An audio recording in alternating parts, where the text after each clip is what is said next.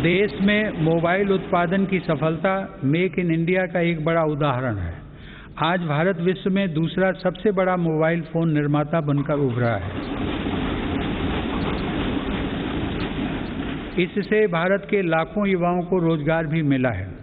हमारा देश इलेक्ट्रॉनिक और टेक्नोलॉजी हार्डवेयर के क्षेत्र में ग्लोबल लीडर बने, इसके लिए सरकार ने सिलिकॉन और compound semi conductor fabrication, display, FAB, chip design और इनसे जुड़े वेंचर्स के लिए हाल ही में 76,000 करोड़ रुपए का पैकेज भी घोषित किया है। मेरी सरकार नए क्षेत्रों के साथ साथ उन पारंपरिक क्षेत्रों में भी देश की स्थिति को पुनः मजबूत बना रही है जिनमें हमारे पास सैकड़ों वर्षों का अनुभव है। इसी दिशा में मेरी सरकार द्वारा वस्त्र उद्योग के विकास के लिए करीब 4,500 करोड़ रुपए के निवेश से 7 मेगा इंटीग्रेटेड टेक्सटाइल रीजन और अपैरल पार्क बनाए जा रहे हैं। इससे देश में इंटीग्रेटेड टेक्सटाइल वैल्यू चेन तैयार होगी। ये मेगा टेक्सटाइल पार्क्स भारतीय तथा विदेशी निवेशकों को भी आकर्षित करेंगे और रोजगार के लाखों नए अवसर पैदा करेंगे। माननीय सदस्यगण, भारत की समृद्धि में बड़े उद्योगों के साथ सूक्ष्म एवं लघु उद्योगों की भूमिका बहुत महत्वपूर्ण है।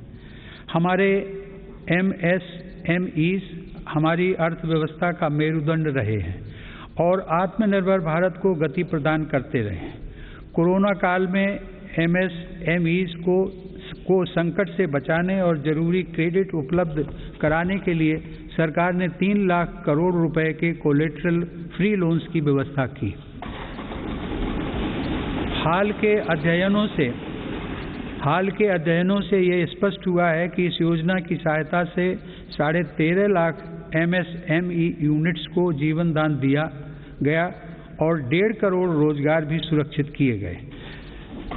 जून 2021 में सरकार 3 लाख करोड़ रुपए की इस गारंटी को बढ़ाकर 4.5 लाख करोड़ रुपए कर चुकी है। MSME सेक्टर को विस्तार प्रदान करने तथा इस सेक्टर के लिए अवसर बढ़ाने हेतु कई नीतिगत फैसले भी लिए गए हैं। MSMEs की नई परिभाषा से छोटे उद्योगों को आगे बढ़ाने में मदद मिल रही है। सरकार ने थोक और खुदरा व्यापारियों व स्ट्रीट वेंडर्स को उद्यम पोर्टल पर रजिस्टर करने की अनुमति भी दी है ताकि उन्हें प्रायोरिटी सेक्टर लेंडिंग का लाभ मिल सके। मैं खादी की सफलता का भी विशेष उल्लेख करूंगा। आज़ादी की लड़ाई में बापू के नेतृत्व में देश की चेतना का प्रतीक रही खादी एक बार फिर छोटे उद्यमियों का संबल बन रही है। सरकार के प्रयासों से 2014 की तुलना में देश में खादी की बिक्री 3 गुना बढ़ी है।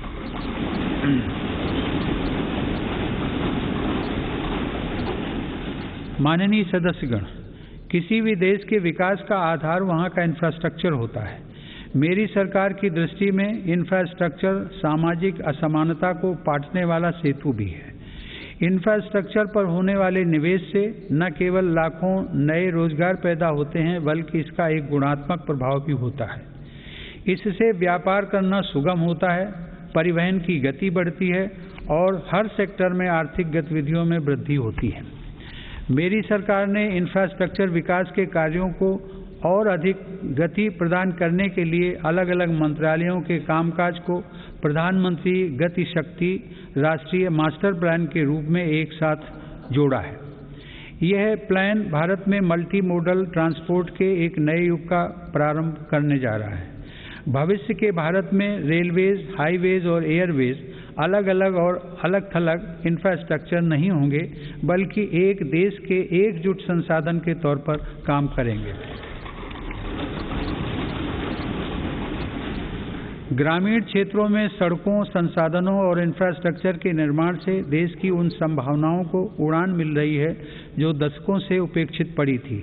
प्रधानमंत्री ग्राम सड़क योजना की उपलब्धियां गर्व करने योग्य हैं।